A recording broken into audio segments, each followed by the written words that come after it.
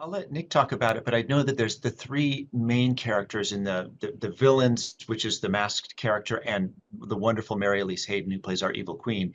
They have their kind of dark themes. My character, Jade Cross, has his heroic, bombastic theme.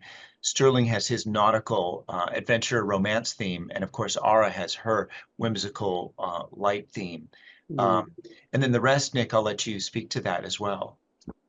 Yeah, so Chris is spot on. When we were discussing themes, we were thinking, okay, there's so many characters in the film that we don't want 100 themes, obviously, right? That'll just exhaust the listener and the viewer. So we narrow it down to the trio of characters. They will have each their own theme, in addition to one general like adventure theme as well.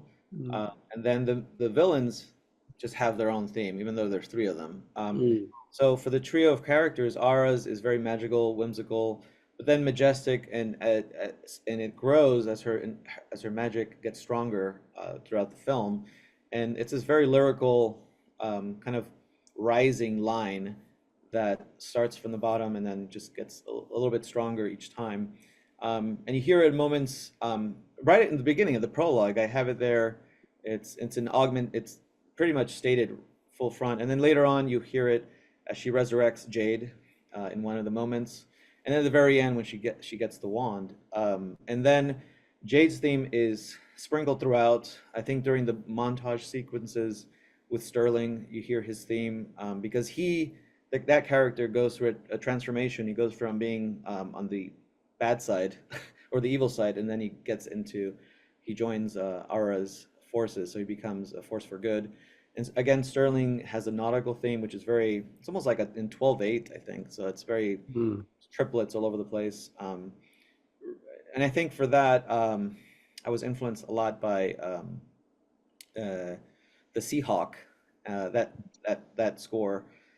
Just the woodwind lines, I'm like, we need something like that here, and it's something that I think worked with lush brass and just heavy uh, lines that would link it all together, and it just created this magical moment for Sterling.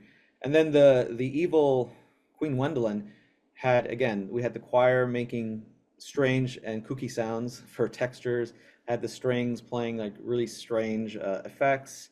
Um, the choir actually had a great time, and I'll be putting a video out later on the making of the choir recording session, and they're all trained to sing perfectly, right? And then when you have them either sing with either scoops or swells, they start giggling, and we had a good time doing that. But it sounds great for our film. And then Lord Voss again had this like almost march-like theme when he's introducing his minions, and there's a dragon as well that has a very kind of tribal kind of theme, a little more percussive when that came in. Mhm. And I think for that we used a lot of 5/8 and Mhm. 7/8 and that kind of feel to give you a sense of tension, and really worked on screen. And obviously all these themes recur back and forth in the film to kind of keep it cohesive, because I think when we had the